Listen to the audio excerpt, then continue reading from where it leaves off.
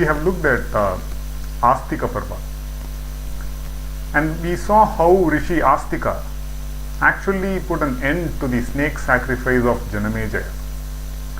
In fact, why did the snake sacrifice start in the first place? Why did Jananmejaya wanted to take revenge on the snakes, on Takshaka?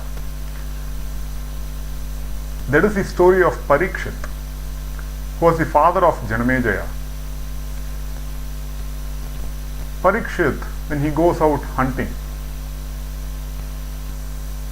that's what Rajas do. Even to conduct an yajna, you are supposed to hunt, but not have it yourselves, but offer it as Neyvedya. So hunting is not wrong, is not prohibited. That Agastya Maharishi himself has said in the Mahabharata. So he goes out hunting, and over a period of time he is separated from his army, and he is tired, thirsty. He looks around and he finds an ashrama, and he finds a Muni, a Rishi, a sadhu sitting and meditating. He goes there, begs of him some water, but the Rishi does not move, does not open his eyes, does not even recognize his presence. When it happens to a Raja, you are a bit insulted. If someone does not recognize your presence, you feel slightly annoyed. The Raja is annoyed. And what he does, he puts a dead snake on the shoulders and neck of that Rishi and goes his way. The Rishi Samika, his son Shringan comes to know of it, and he curses the one who has done this. Let him die of a snake bite in 7 days. Now curses have tremendous effects. So do blessings have. What if we bless and curse? No, we don't have that much Tapas Shakti. If we sufficiently store up our energy, then our words carry a lot of significance. That's how our ancients carried so much Tapas Shakti, that their every word had to come true. So Shringan's curse had to come true. Samika, on knowing this, is unhappy. He says he's a Kshatriya. Parikshit is a Kshatriya. He was annoyed. But we are Rishis, Brahmana Rishis. We are not supposed to become angry. What have you done, my child? He sends his disciple, Gaurmukha, to inform Parikshit of the impending death. So Parikshit makes appropriate arrangements, but Takshaka, through a ploy, in fact a Brahmana called Kashyapa, he is a physician, he comes to save Parikshit. Takshaka encounters Kashyapa. He says, I will bite this banyan tree. What can you, O Kashyapa, do about it? On Takshaka biting that mighty old banyan tree, it is reduced to ashes because the snake's venom is so powerful. But Kashyapa, with his knowledge, he is able to recreate the entire banyan tree, to Takshaka's amazement. And hence Takshaka gives him a lot of wealth. Kashyapa accepts it and goes his way without saving Parikshit. Takshaka, through his snake friends, he asked them to deliver to Parikshit some fruits. Inside one fruit, he is embedded as a worm. So Parikshit, his time having come, accepts those fruits, and he himself takes that fruit where Takshaka has embedded himself as a worm. Takshaka comes out of it, wraps himself around Parikshit's neck and bites him to his death. So this is the background, and hence Jananmejaya is enraged and wants to take revenge on Parikshit. But Parikshit's own actions actually led to this. So the effect of karma, one has to follow, cause and effect, actions, consequences. So this is how the Aastika Parva ends. Then the Adi Vamsavatarana Parva.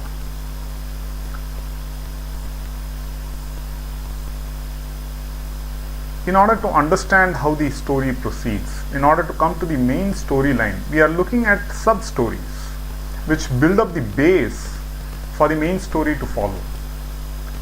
So Uparichara Vasu, who is a very famous king,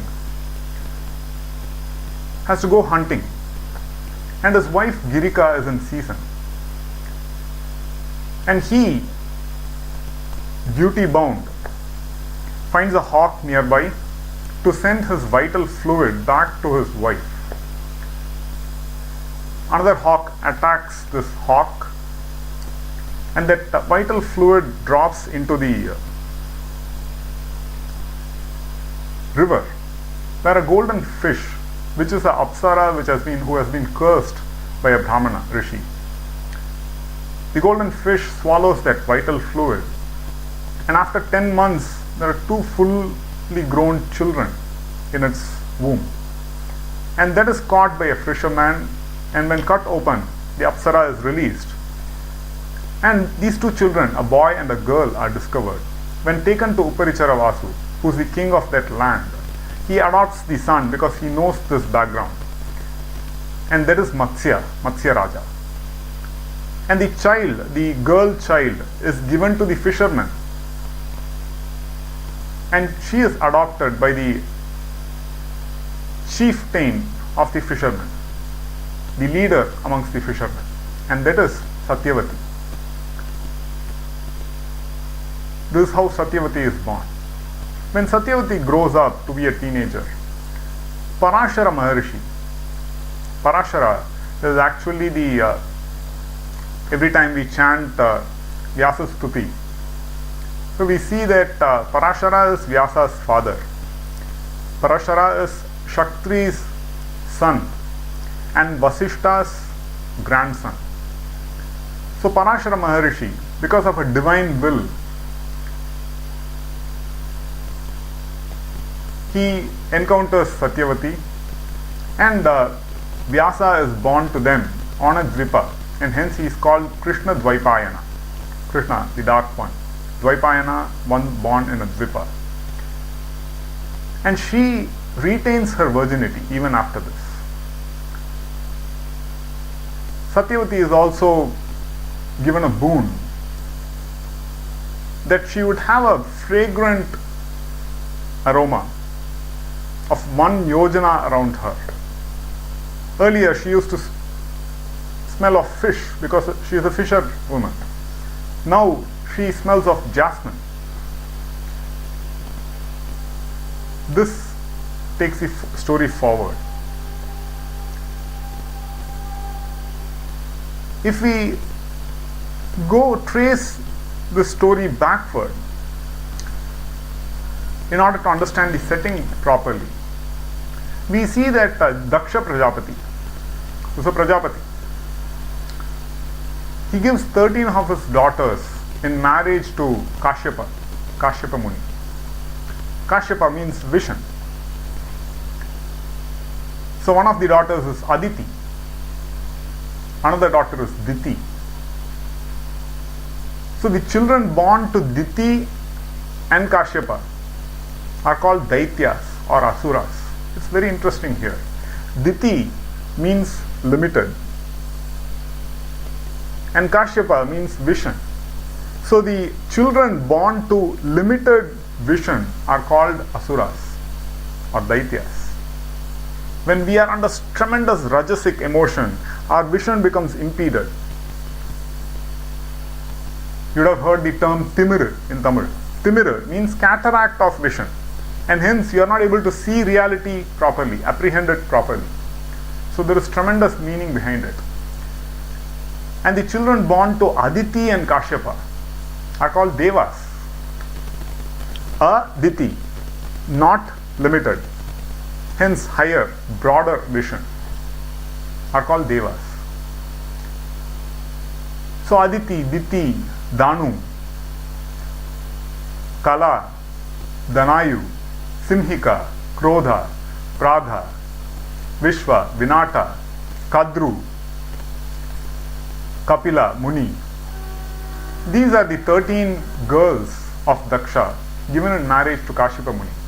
In fact, it is said that all of the living beings are born of this union of these 13 girls with so all the living beings that we see are actually in a sense cousins, and if we look at it, prior to the Mahabharata, what happens, we looked at the story of Samanta Panchaka, where the Bhargava Rama eliminates the Kshatriyas of the earth 21 times. After that, it's almost Kshatriya-less. Kshatriya means the one who protects. So the earth needs protectors. Brahmanas are charged with knowledge. Kshatriyas are charged with maintaining justice, protecting.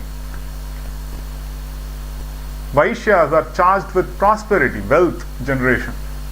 Shudras are charged with supporting the other three varnas.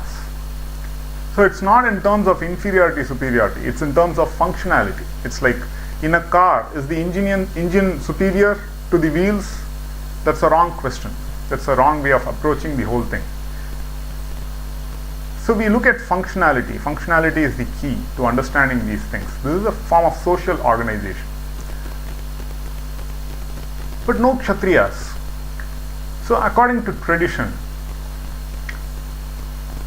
all the Varnas arose from Brahmanas. After that, because the Brahmanas were not able to take care of all functionalities, functionality was split up and as people assigned those roles and responsibilities.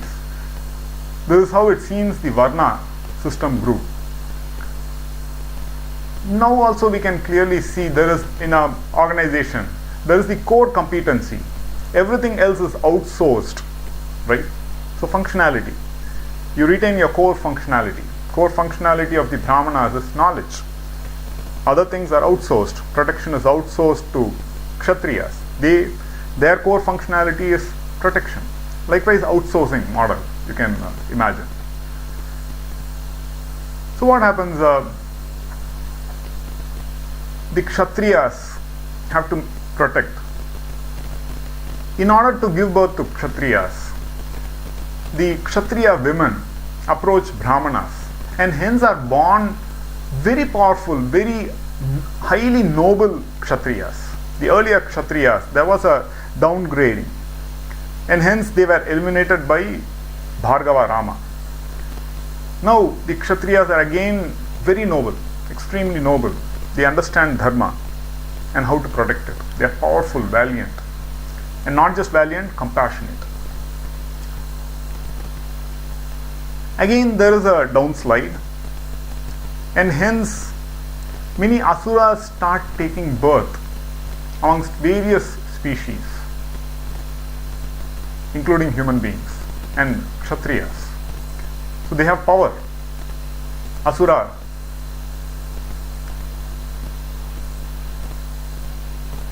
Rajas energy, clouding of emotions, and hence they can quickly get angry.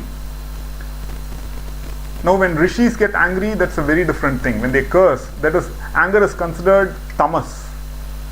But rishis are not clouded by tamas.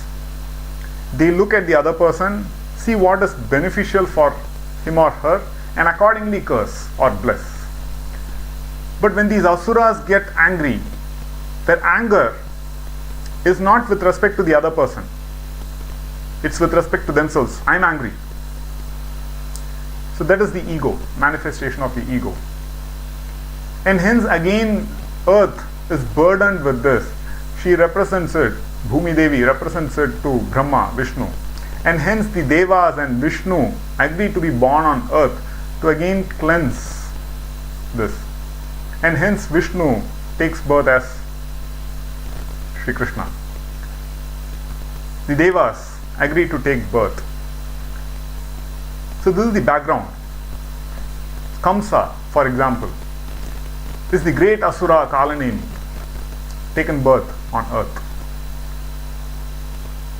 Duryodhana, it is said, is an aspect of Kali himself. Kali Yuga, Kali, the embodied form of Kali. Shakuni was an embodied form of Dwapara Yuga.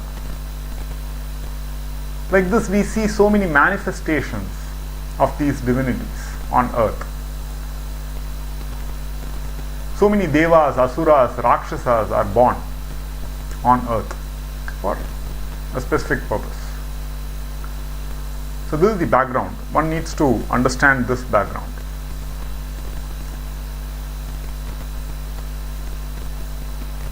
So if we trace the lineage,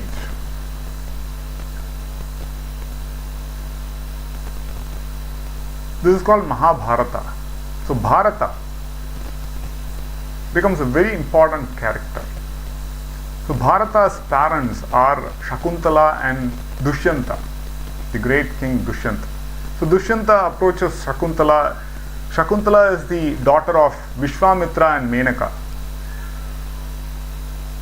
Vishwamitra is growing in power, Tapas Shakti, and Indra is a bit afraid of him, and hence sends Menaka.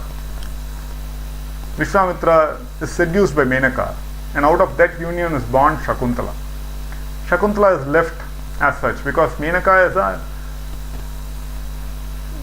see, with that tribe, they don't have shame and pity, and hence if a child is born, it's just left and they go their way.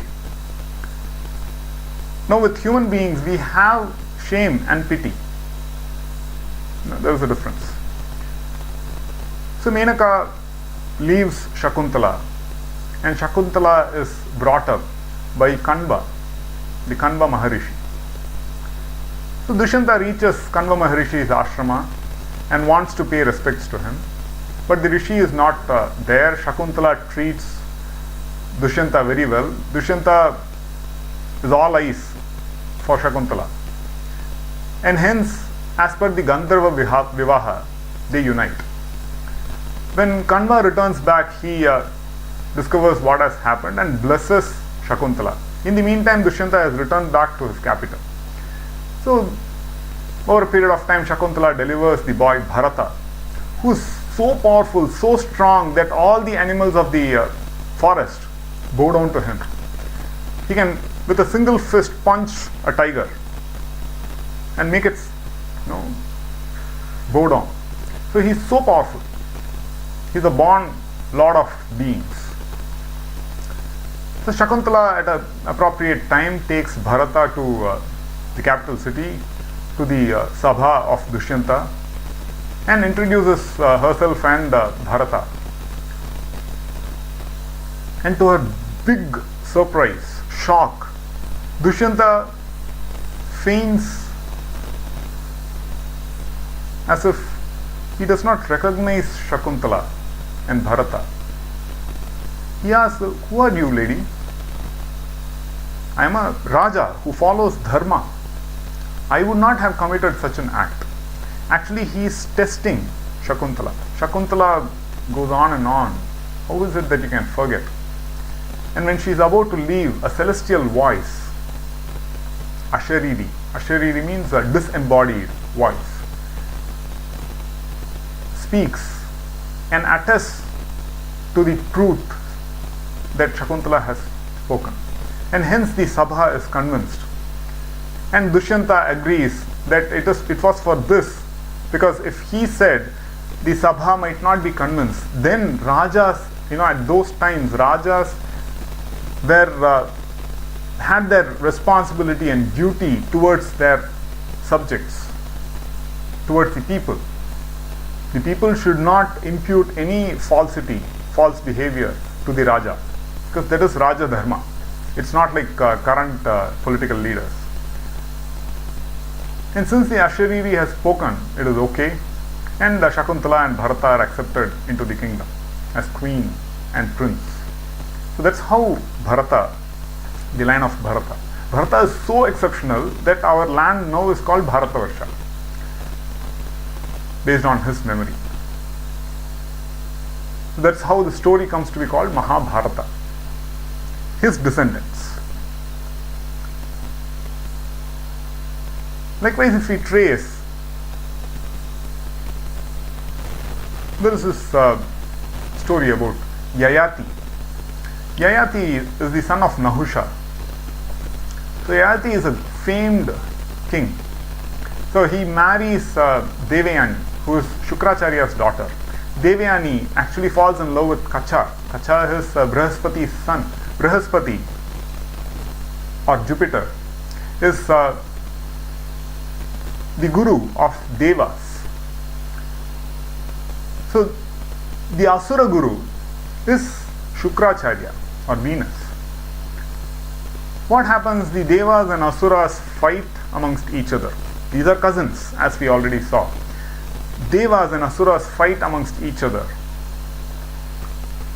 And whenever Asuras die, Shukracharya revives them with the Sanjeevani mantra. And hence Brihaspati sends his son Kacha to learn the Sanjeevani mantra from Shukracharya. He is accepted as a disciple. He serves there dutifully for 1,000 years.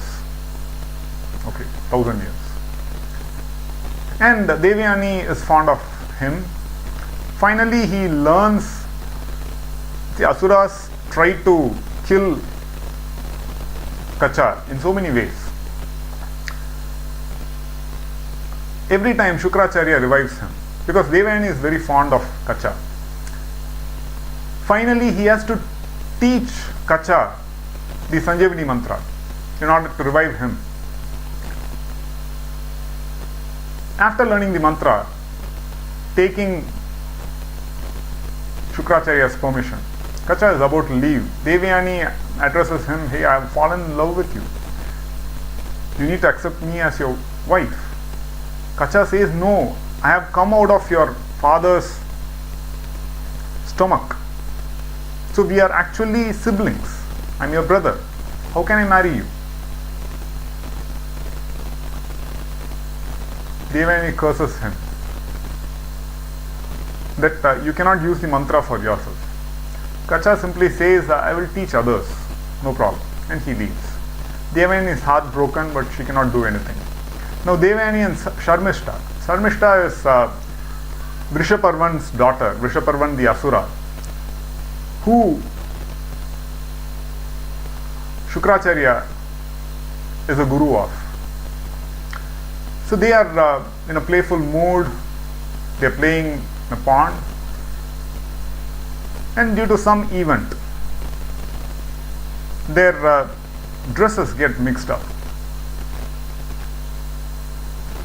Devayani happens to wear Sharmishta's dress, and Sharmishta is extremely abusive of her, and she throws Devayani into a well and goes off.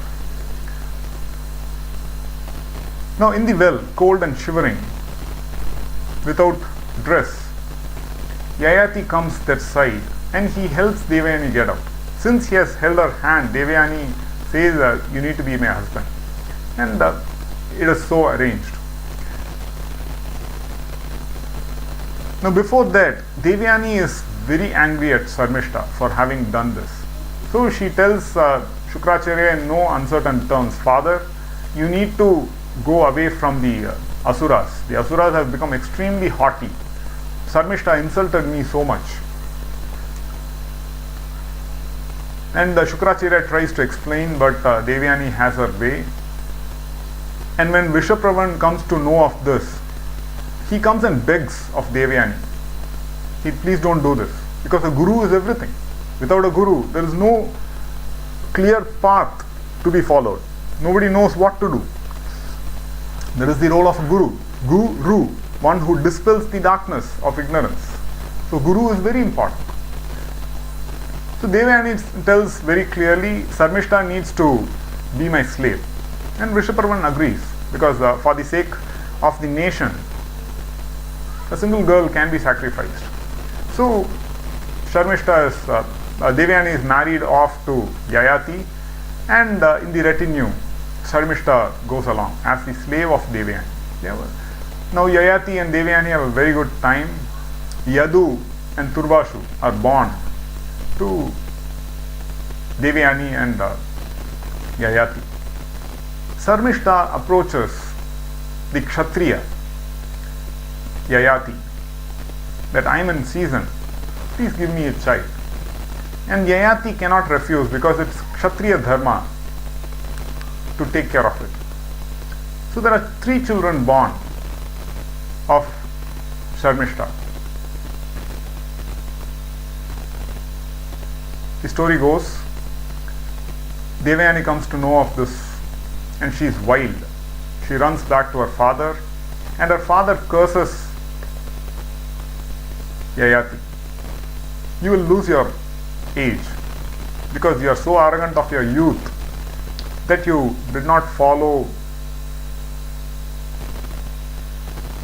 proper behavior. You will grow old. Yayati is not ready to grow old. He still has a lot of desires to take care of. So he approaches his sons, 5 sons. Nobody agrees to his request. The last son, Puru, agrees to his request to exchange their ages. So Yayati gives Puru his age and Puru gives Yayati his youth. Yayati enjoys for 1,000 years, conducts many sacrifices, does all that he needs to do as per religion, dharma, and he is very happy. Finally, it dawns on him that desire never gets quenched. It is like fire. If you pour fuel, the fire only grows. It never is going to subside. So finally he comes to this realization, makes Puru his successor and not the other children. So that's how Puru, Bhishma, is called a Paurava. So Paurava means from Puru. So Puru becomes the successor of Yayati. So Yayati, after a lot of tapas, he goes to heaven. There, on a one-to-one discussion with Indra, on asking a question as to do you see any equal in your ascetic penances, Yayati confidently replies, no, I don't see any equal to me in austerity, which is a sign of ego, and hence he is thrown out of heaven. He loses religious merit because ego, you lose merit. So he falls. So that is another story. These are all very, very interesting to understand so many dimensions. Looking at it logically, just based on our experiences, this seems almost fantastic. But when we follow the storyline closely, you start seeing these are not exactly fantasy, not even symbolic, they are literal. Just because we have forgotten our past, what was I before my birth as a human being? We have forgotten that past, and hence all these episodes seem fantastic. So it's very interesting to know all these.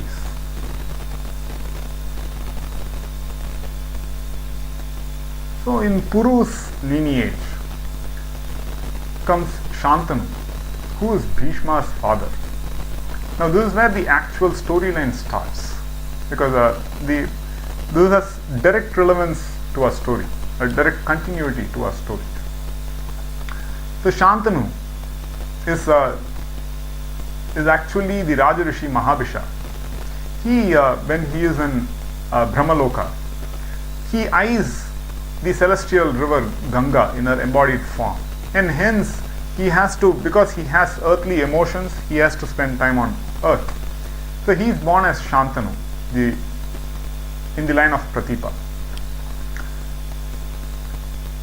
So he falls in love with Ganga, and Ganga delivers children, and each child she delivers, she drops the child immediately into the river Ganga, drowns the child.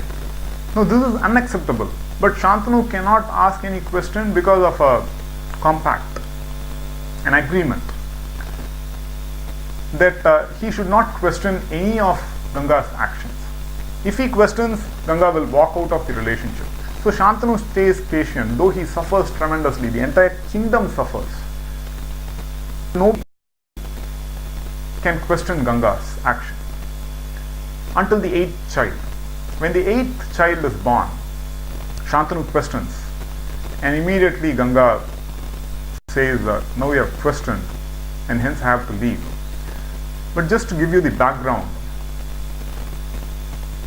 there were these 8 Vasus. The wife of the last Vasu, Do, wanted Nandini, the cow of Rishi Vashishta, and Do actually stole Nandini for her. Upon coming to know of this, Vashishta cursed the Vasus, saying, since you have had earthly emotion, you be born on earth. But the other Vasus actually get a reprieve, that they just have to spend less than 10 months on earth. So most of their time is in the womb. The last Vasu, who actually committed the crime, is blessed, actually cursed, with a long life of prosperity on earth. And that is Bhishma.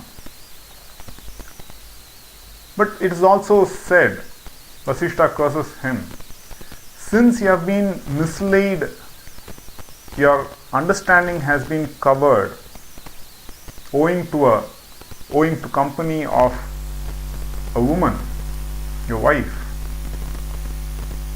You have to undergo the earthly existence without a feminine company, because that is Prayaschitta. That's how you come to reason. You come to understand, okay, this is a fault, you recover from that fault. So Bhishma, later he is called Bhishma, he is born as Devavrata. So Devavrata is taken good care of by Ganga.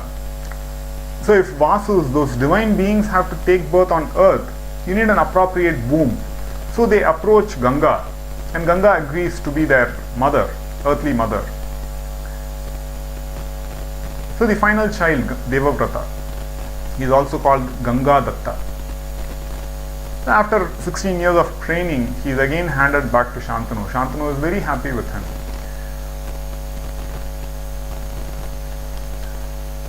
But somehow in his heart of hearts, he wants a queen.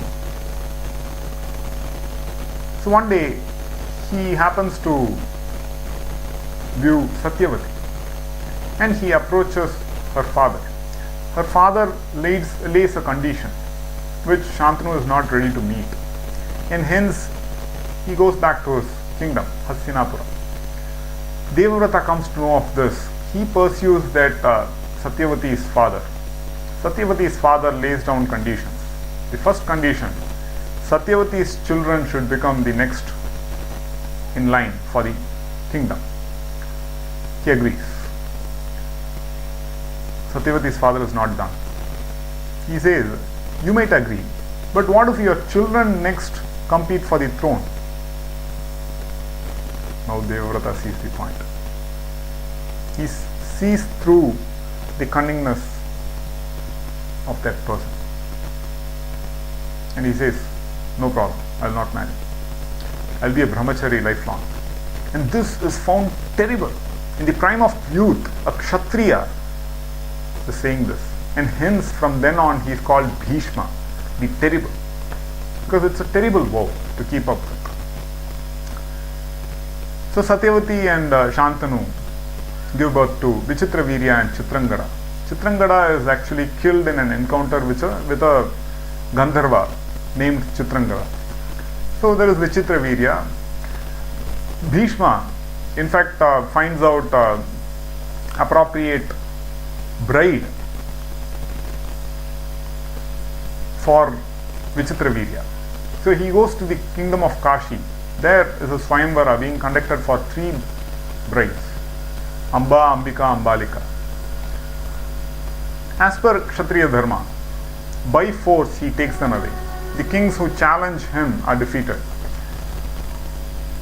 Amba actually has given her heart to Shalva. But now nothing can be done.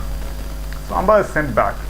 Ambika Ambalika marry Vichitravirya, but Vichitravirya loses his life before his union can fructify. And hence now again the Kuru kingdom is left without any heirs, without any progeny. And hence Vyasa is requested by Satyavati. Satyavati reveals for the first time to Bhishma that Vyasa is her son. On request, Vyasa appears on the scene. He suggests to Satyavati that Ambika and Ambalika should undergo 1 year of certain practices, penance, before being able to receive his energy. But Satyavati is in a hurry. Deadlines. She is in a hurry. She cannot wait for 1 year. She wants a child now. So, what to do? Vyasa agrees. And when Ambika is sent, Vyasa is a powerful being. He is a Mahatapasvi. And hence she is frightened. She closes her eyes tight. She suffers through the episode. And hence Dhritarashtra is born blind. Then Ambalika. She is pale with fear. When you encounter a powerful being like Vyasa, you are awestruck. You go frigid. And hence Pandu is born pale. But he is okay in all other respects. Again, Satyavati approaches Vyasa third time. This time you should not refuse. This time I will convince Ambika that she should behave properly. But Ambika is in no mood. She sends her Shudra maid. The Shudra maid gives birth to a wonderful son, Vidura. Because the Shudra maid actually goes with extreme humility, with complete open-mindedness, without any prejudice. And hence, Vidura is born a tremendous genius, accomplished in all respects, but he cannot become king because he is born of a Shudra woman. Now, Vidura actually is Dharma reincarnate. Dharma being cursed by Ani Mandavya. Mandavya is a rishi who gets impaled by the king at that time because the king believes he is involved in a theft while he is not. But he does not die of that impalement. He is called Mandavya. Because of that impalement, he is called Ani Mandavya. Now he asks Dharma, what wrong did I do that I have to suffer this? Dharma explains that when you are a child, you poked the eyes of an insect, for which Mandavya curses Dharma, saying, I was a child, I was but a child. So you should be born in a Shudra line. It's very interesting. Dharma, for us, is looked at Dharmaraja, God. But rishis have so much power. We belong to the Rishi Parampara. So he curses Dharma, and hence Dharma has to be born on earth. He takes birth as Vidura. From then on, Animandavya actually states, below the age of 12, whatever a child commits has no significance because the child does not understand. It's from that time that this came in. Even now we have juvenile laws. Juvenile laws are very different from adult laws. So adult Indian Penal Code awards completely different punishments to juveniles. In fact, no punishments. So that's the way. This was because of Animandavya. Okay, it dates back there.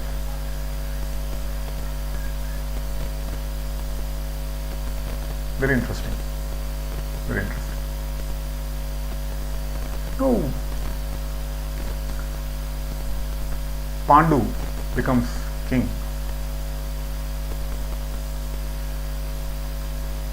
And he marries Kunti and Madri.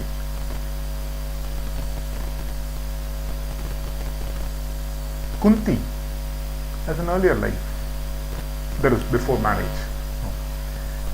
with her father, her foster father. Once Durvasa Maharishi, Durvasa means the foul tongue, because he gets angry and uses foul language. So Durvasa is a great Maharishi. He is an Amsha of Shiva himself, the Mahadeva. So she pleases Durvasa through her obedient service, and Durvasa gives her a mantra as a boon. Now, in using that mantra, in playing around with the mantra, she invokes Surya Deva, and hence Surya gives her a son, Surya Putra, Vashusena. Vashusena is also known as Karna after he rips open his armor, Kavacha and Kundala. So before that he is called Vasusena. Not knowing what to do with that child, she lets him drift through the Ganga, and he is taken up by Atirata, the charioteer, and Radha. From then on he is called Radheya, because the son of Radha. They bring him up as a charioteer, but he is a Kshatriya. Kunti, on being married to Pandu, Pandu conquers all the lands. He is very successful. Bhishma trains him very well. And after that, he is on a pleasure trip to a forest.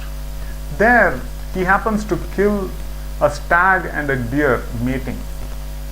Now that stag happens to be a rishi.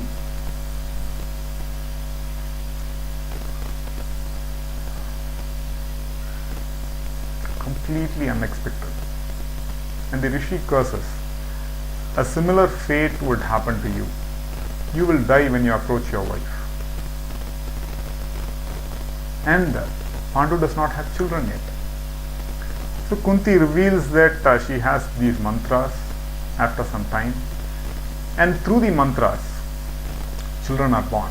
They are the Pancha Pandavas, the wonderful Pancha Pandavas. Yudhishthira is born of union of Dharmaraja with Kunti. Bhima is born of Vayu and Kunti. Arjuna is born of Indra and Kunti. Now Madri is not silent. She cannot take this.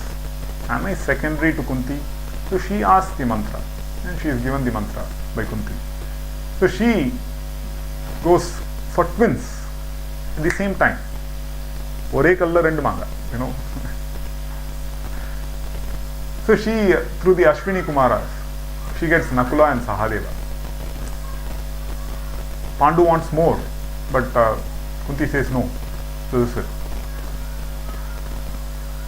Because how much can a body bear? An earthly human body, how much can it bear? The force of Devas, Deva Shakti, is immense. Even bearing that energy is so difficult.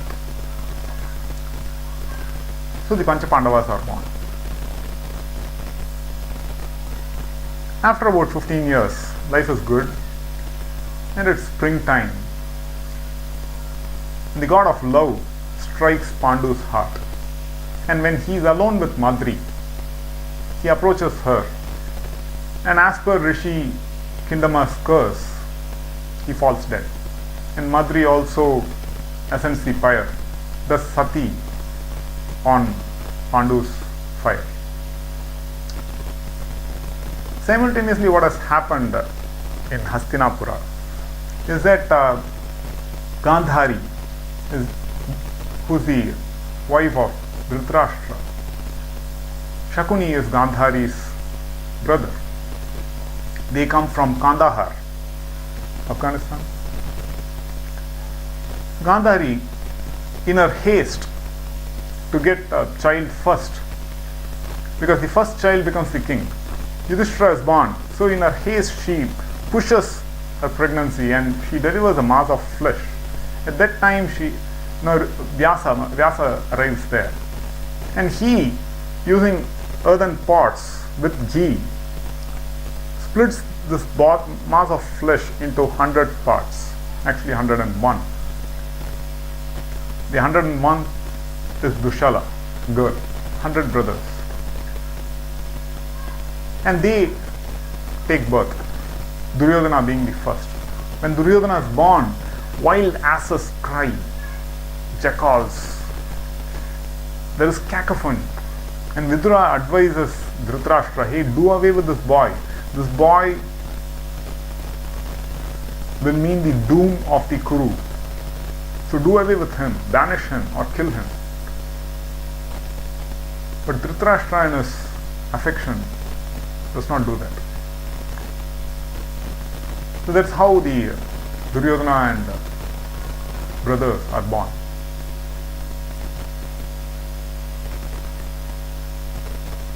Then the rishis of the forest decide Pandavas have to be in Hastinapura. They are delivered there. There, on seeing Bhima and his strength, Duryodhana till then is the apple of everybody's eyes. But Bhima snatches that away. He is so strong. The Pancha Pandavas are resourceful because they have been born and brought up in the forest where resources, there is always a constraint. If there are constraints, if you grow up with constraints, you become resourceful. Whatever is available, you make the best use of it. Now, if you grow up in luxury, you don't know how to use things. You don't need to struggle for it. If this goes, it's use and throw. You don't need to really reuse things or recycle things.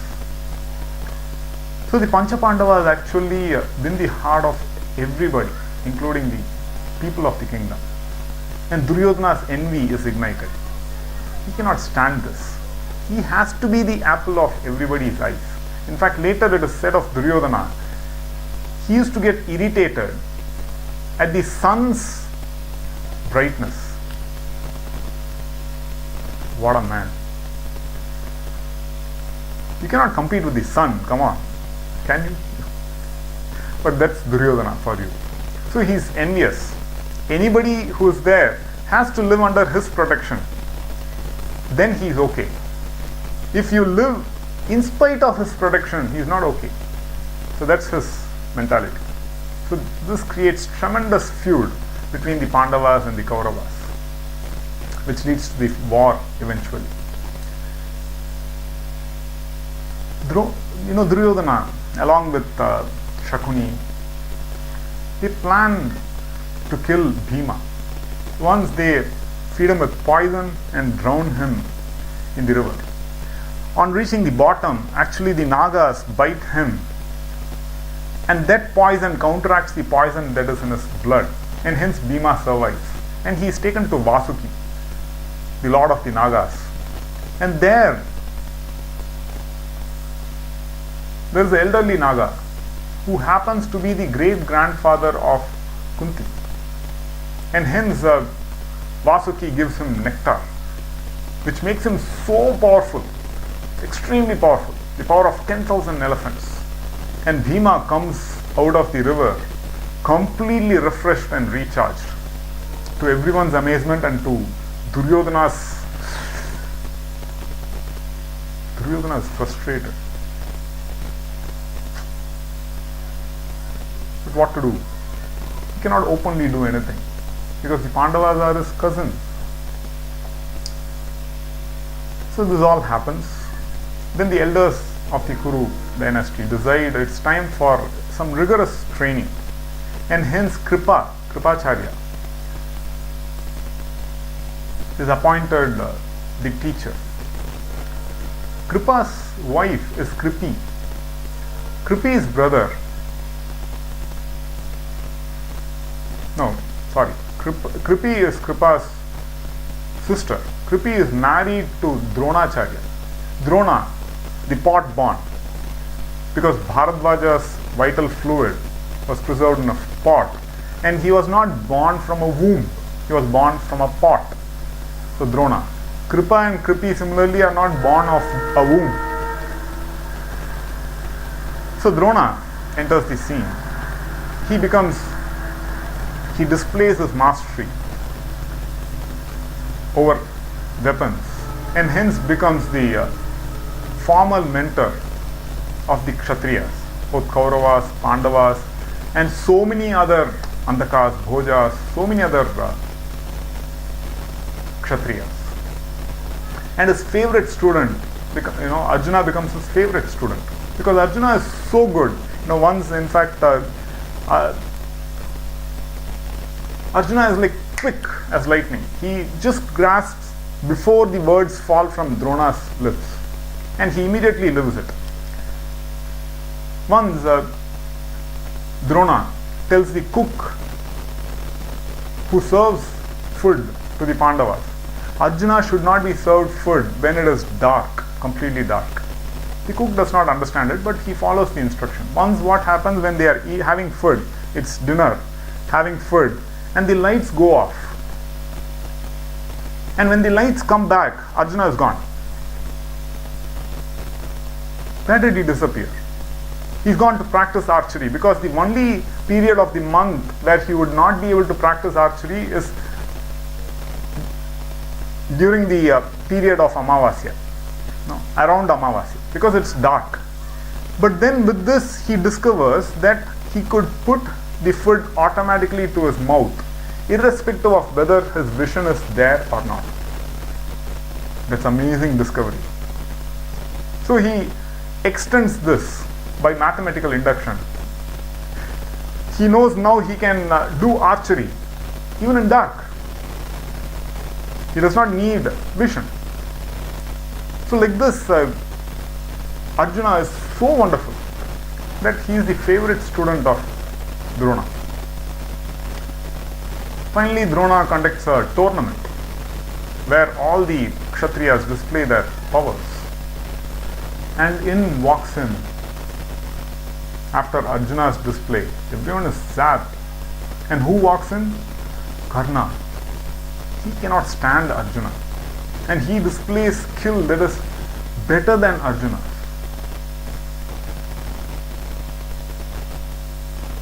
But he cannot compete because he is a Sutaputra, a charioteer's son, not a Kshatriya. And hence, Duryodhana in his large-heartedness makes Karna the king of Angadesha. So these are important turn of events in the storyline, as you would see. After the tournament, as Guru Dakshina, Dronacharya wants Drupada's defeat. Because as children, Drupada and Drona study in Bharadwaja's ashrama. Bharadwaja is Drona's father. Drupada promises equal kingdom, half of his kingdom, to Drona when he grows up. Later, when Drona needs it, he walks in front of the king. He asks, "Hey, don't you remember me? Give me half the kingdom." Drupada in his sabha, he cannot believe that this poor Brahmana is asking like this. He sends him out, throws him out. Drona is angry at this, and hence he wants revenge. Now, Arjuna gives him that sweet revenge. He brings Drupada, defeats Drupada, and brings him as a prisoner of war. And Drona says, "Now we are equals. In fact, I am your superior, Drupada. I give you half my kingdom." Drupada is not happy. Drona forgets all about this because he is a Brahmana. Once he is angry and his anger has been taken care of, he forgets it. But a Kshatriya's blood is not that way. He cannot forget insults. So Drupada retains it. And that becomes the end of Drona later on. You will see. So after this, Yudhishthira is made heir apparent. There is the prince who would become the king. Duryodhana is not happy with it. But Yudhishthira with his brothers actually conquer many lands just as Pandu did. And everybody is happy with Yudhishthira. So that's when Duryodhana decides enough is enough. Let's burn these guys. They are a pain in the neck. So he sends his minister Purochana with the consent of Dhritarashtra, the unwilling consent of Dhritarashtra. But Dhritarashtra also is not happy because his son has to be the king. How can his brother's son be the king? You want your son to prosper. Filial affection. lets Dhritarashtra permit Duryodhana to commit this wrong. So there is this land of the place called Varanavata. And Dhritarashtra asked the Pandavas along with Kunti to have a vacation there. So there, a palace of inflammable materials, wax, is constructed by Purochana as per Duryodhana's instruction. And that is Jatugriha, house of wax. While the Pandavas are about to leave, Vidura instructs them. Vidura knows all this game. So he instructs them, hey, don't be fooled. This is this. Be careful. He instructs them in a language that nobody else can understand. But Yudhishthira gets the idea. Nobody else gets the idea. So they go there in full anxiety, not as a pleasure trip. They go there, and in the meantime, a miner is sent to the Pandavas at Varanavata by Vidura. And he helps build a tunnel that takes them safely outside to the banks of Ganga. All this is done secretly. They behave as if they are very, very comfortable. Purochana has no idea what they are planning. When the time comes, the others escape through the tunnel. Bhima sets fire. They have invited a Nishada woman and 5 brothers along with Purochana. And they set fire to the house so that these people are burnt to death. And the Pancha Pandavas along with their mother Kunti escape safely. And they are taken beyond everybody's access. When everybody comes to know of this, they are sure this is Duryodhana's doing. Because he has so many times in the past, he has tried to eliminate the Pandavas. Everybody knows of Duryodhana's envy. It's not secret. So they claim all these people, they are adharmic.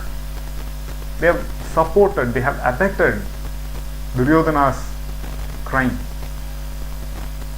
But what do we do? Nothing can be done. In the meantime, Pandavas are safe because of Vidura's advice.